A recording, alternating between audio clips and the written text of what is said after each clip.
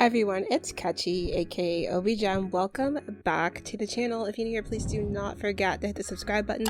Also hit the notification bell to be notified of all future videos. And if you like what you see, please do hit the like button. So I need to keep making content like this. So since you guys enjoyed my made from scratch Price Family I did last week, we're gonna keep this train rolling. And I actually redid made from scratch all the townies from Copperdale, i.e. the high school years pack. So we're going to keep that train going right on through to the Prescotts. So I did take some advice from the comments in the last video who just wasn't jiving with me giving the history out of order. So I did rearrange the videos so that I'll be giving you their rewritten lore in order of how they appear on the screen. So without further ado, we're going to jump right in, and I'm going to give you May's backstory that I came up with for her. So she's always been about education. She was raised in a very traditionalist family where education ranks supreme, so she's always been an overachiever and excelled in that realm of academics. Much like the Price family, May met her mate Aaron Prescott while studying in university. They came from very similar families who were very old world traditionalists and champions of academics. It didn't matter that their heritages spanned across different sides of the globe. They made an instant connection, fell in love, and were wedded not long after graduation.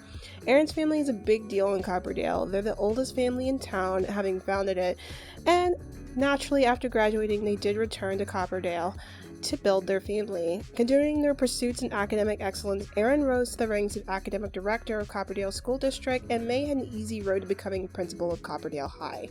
Aaron was a strict disciplinarian by the books, which left May with enough room to dote on her two daughters, which she loves very much.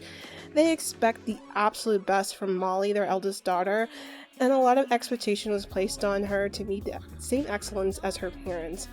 However, when tragedy struck and Aaron was inflicted with a sudden terminal illness that ended his life early, May found herself having to wear both hats of mother and father for her daughters, resulting in her not being able to be as doting as she was before.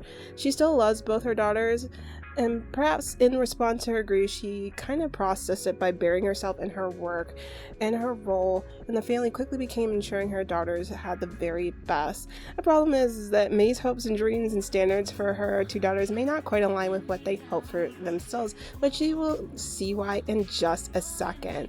So next up is the eldest daughter in the Prescott family, Molly Prescott. As the eldest, it was always placed on her shoulders to fall in line and rise to the top. She's an accomplished pianist and the head of the chess team. She's been meek, mild, and polite around good company, and the very picture of a model daughter.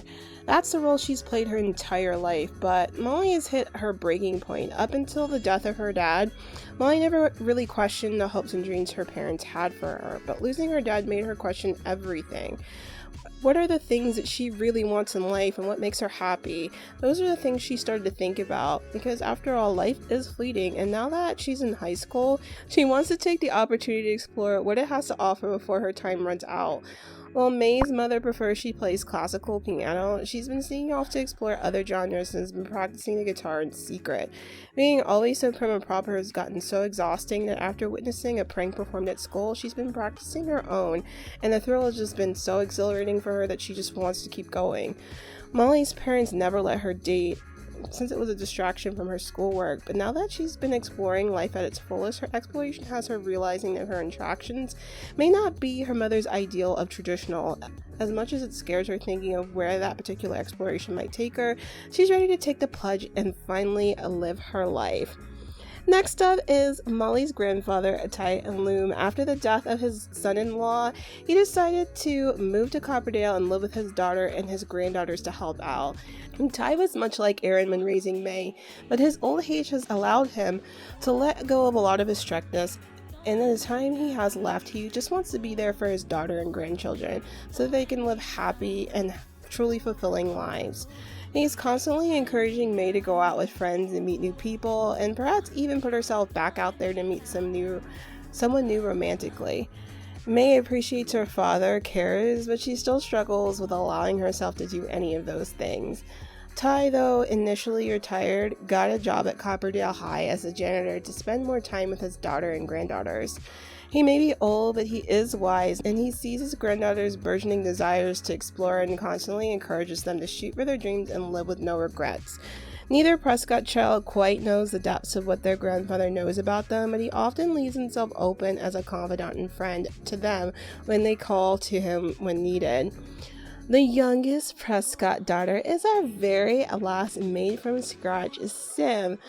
As the youngest, she's always been very mischievous. Even before the passing of her father, there was a lot of leeway given for Amy to do more exploring since Molly was the oldest and the one expected to carry on the family name and prestige. As a result, Amy used the leeway to pull pranks, scheme, and adventure. Her grandfather suspects that these are all stunts and that deep down she's felt overlooked, ignored, and less important as the second daughter. But despite that, she's used those feelings to fuel what has become her best talent, her creativity.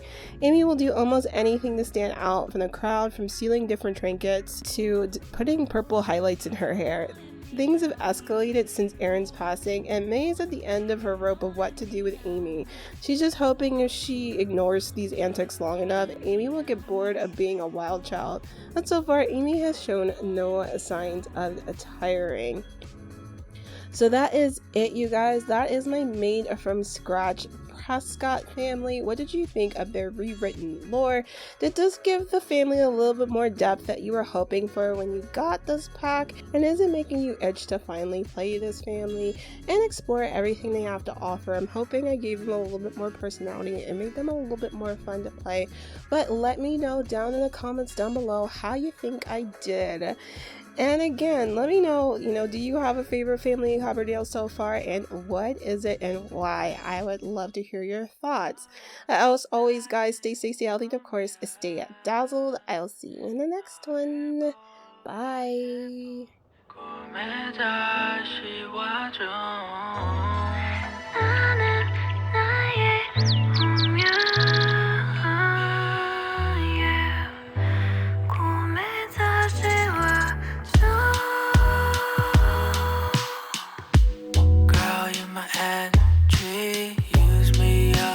Battery, tell me that you're okay. I've been driving all